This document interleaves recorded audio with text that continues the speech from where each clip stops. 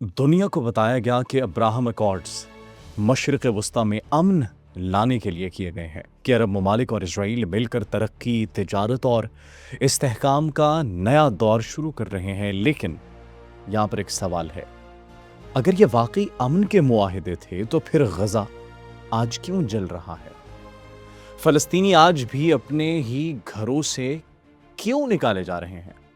और इजरायली आबादकारियां पहले से ज्यादा तेजी से क्यों बढ़ रही है? The situation of West Bank is in front of you. हकीकत यह है कि अब्राहम अकॉर्ड्स ने फ़लस्तीन को मरकज से हटाकर इजराइल को खित्ते में एक मजबूत, महफूज और नाकाबिले चैलेंज ताकत बनाने का रास्ता दिया है। मुत्तहिदा अरब अमारात, बहरीन, मराकश और सूडान ने इजराइल से ताल्लुकात बहाल किए, मगर फ़लस्तीनी रियासत, मशरिक़ी यरूशलेम, गज़ा, मगरबी किनारे और लाखों फ़लस्तीनियों के मुस्तकबिल का इन मुआहिदों में कहीं वाज़े ज़िक्र तक मौजूद नहीं। 2002 के अरब अमन मंसूबे में साफ कहा गया था कि इजराइल से मुकम्मल ताल्लुकात उस वक्त तक कायम नहीं होंगे जब तक फ़लस्तीनियों को इंसाफ नहीं मिल जाता। लेकिन अब्राहम अकॉर्ड्स ने इस शर्त को अमलन दफन कर दिया। फ़लस्तीनियों का खून बहता रहा और खित्ते में नए सिफारती फ़ोटो सेशंस होते रहे। इजराइल ने इन्हीं मुआहिदों के बाद मगरबी किनारे में अपनी आबादकारियां मजीद बढ़ाई। गज़ा पर हमले जारी रहे, गज़ा के मासूम फ़लस्तीनियों की नस्ल कशी जारी रही और अरब दुनिया जो कभी फ़लस्तीन के लिए मुत्तहिद नजर आती थी, आहिस्ता आहिस्ता खामोश होती चली गई। ये सिर्फ सफारती ताल्लुकात नहीं थे, ये पूरे खित्ते की एक नई सफ़बंदी थी, एक ऐसा इत्तेहाद जिसमें इजराइल को जदीद टेक्नोलॉजी, तिजारत, सरमायाकारी और दिफाई ताउन के जरिए खित्ते के मरकज में लाया गया। जबकि फ़लस्तीनी कॉज को तो पीछे धकेल दिया गया। इसी दौरान क्या होता है, इजराइल और बाज़ अरब रियासतों के दरमियान इंटेलिजेंस ताउन, दिफाई मुआहिदे और ईरान के खिलाफ मुश्तरका हिकमत अमली तेज़ी से आगे बढ़ती है और यूं फ़लस्तीन आहिस्ता आहिस्ता अरब दुनिया की पहली तरजीह के बजाय एक सानवी मसला बनता चला गया। मुत्तहिदा के विजिट्स आपको याद हैं, नेतन्याहू के, उनके इंटेलिजेंस चीफ के, बाज़ मजहबी सेहूनी से ग्रेटर इजराइल के तसव्वुर की जो है वो खुलकर हिमायत करते हैं, बात करते हैं, मगरबी किनारे के मुकम्मल इंज़माम और तारीख़ी सरहदों के नज़रियात को आगे बढ़ाते हैं, वेस्ट बैंक। इसी तनाजुर में यरूशलेम में थर्ड टेम्पल यानी तीसरे हेकल की बातें भी सामने आती हैं और यही वजह है कि बहुत से लोग अब्राहम अकॉर्ड्स को सिर्फ सियासी नहीं बल्कि एक बड़े नजरियाती मंसूबे का हिस्सा समझते हैं। आज अगर कोई पूछे कि इब्राहिमी मुआहिदा, अब्राहम अकॉर्ड्स का सबसे बड़ा फायदा किसको हुआ, तो जवाब वाज़ेह तौर पर नजर आता है। इजराइल को सिफारती कबूलियत मिली, माशी रास्ते खुले, इलाकाई तन्हाई ख़त्म हुई और फ़लस्तीनी मसला मज़ीद पेचीदा और कमज़ोर हो गया। गज़ा के मलबे, तबाशुदा घरों और शहीद बच्चों की तस्वीरें आज भी दुनिया से यही सवाल पूछ रही है, अगर ये सब अमन के लिए था तो फिर इंसाफ कहाँ है? अगर ये सब फ़लस्तीन के लिए था तो फिर फ़लस्तीनियों के लिए क्या किया गया? गज़ा के निहत्ते बच्चों के लिए क्या किया गया?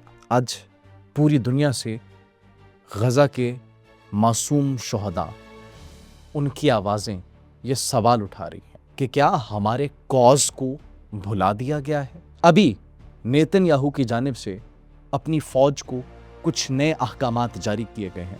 एंड नाज़रीन, गेस व्हाट, क्या अहकामात हो सकते हैं? गज़ा के 70% हिस्से पर कब्ज़ा करने का ऐलान किया गया है, एक ऑर्डर जारी किया गया नेतन्याहू की जानिब से अपनी फ़ौज को।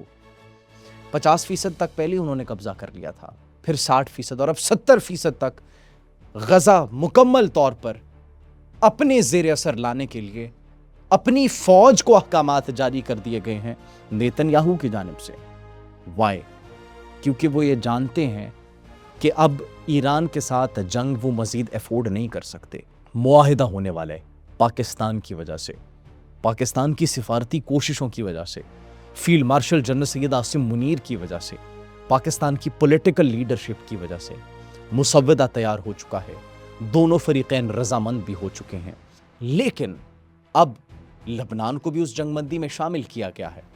अब नेतन्याहू जो कि इस जंग को प्रोलॉन्ग करना चाहता था, नेतन्याहू جو کہ اس جنگ کو مزید بڑھانا چاہتا تھا تاکہ اس کا اقتدار بچا رہ سکے، تاکہ اس کی کرسی بچی رہ سکے، بٹ پاکستان نے ان کا پلان فیل کر دیا ہے۔ پاکستان نے یہود و ہنود کے گٹھ جوڑ کو نہ صرف ایکسپوز کیا بلکہ ان کے پلان کو فیل کر دیا۔ مشرق وسطیٰ کی کشیدگی کی بات ہو، سعود ایشیا کی کشیدگی کی بات ہو، پاکستان نے ہر محاذ پر ان کو بدترین شکست دی ہے۔ اور ناظرین، نہ صرف بدترین شکست دی ہے بلکہ اس کے ساتھ ساتھ جو وہ آگے کا خواب دیکھ رہے تھے وہ بھی چکنا چور ہو چکا ہے۔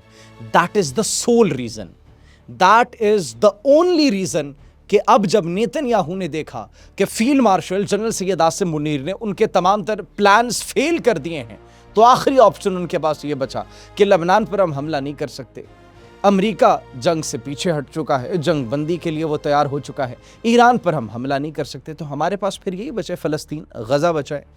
کیوں نہ اسی جنگ کو پرولونگ کیا جائے، اور اسی جنگ کو پرولونگ جب ہم کریں گے تو اس کا کس کو فائدہ ہوگا؟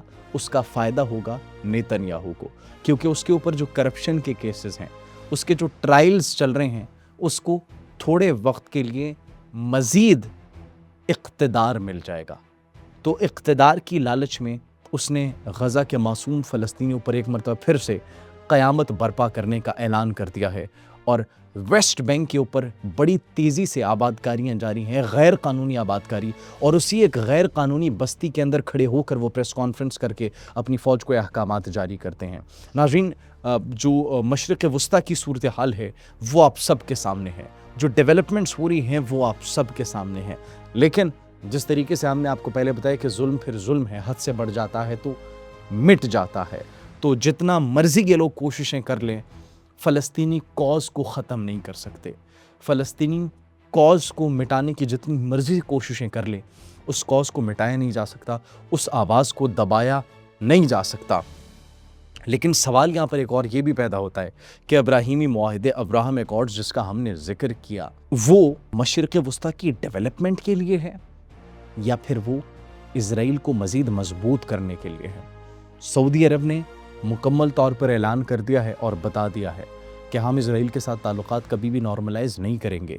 تو وہ عرب ممالک جو کہ یہ خواب دیکھ رہے ہیں کہ وہ اگر اسرائیل کے ساتھ تعلقات نارملائز کر لیں یا پھر ٹھیک کر لیں تو اس سے مشرق وسطیٰ کی سچویشن ٹھیک ہو جائے گی، یہ ان کی ایک بہت بڑی بھول ہے، کیونکہ ابراہیمی معاہدوں کا مشرق وسطیٰ کی ترقی سے کوئی کردار نہیں ہے، بلکہ یہ صرف اور صرف اسرائیل کے مفادات کو مزید مضبوط کرنے کے لیے اور ان کو خطے کا مزید ایک پاورفل اسٹیٹ بنانے کے لیے ایک پلان ہے، جس پلان کے اوپر امپلیمنٹیشن جاری ہے، اور جس پلان کے اندر عرب ممالک پہلے بھی کچھ آ چکے ہیں اور آگے بھی اگر انہوں نے نہ اس کو روکنے کی کوشش کی، اگر آپس میں متحد نہ ہوئے تو مزید آ سکتے ہیں۔ ناظرین، آپ اس حوالے سے کیا سوچتے ہیں؟ کمنٹ سیکشن میں اپنی قیمتی رائے سے ضرور آگاہ کیجیے گا۔ مجھے اجازت دیجیے، اللہ نگہبان۔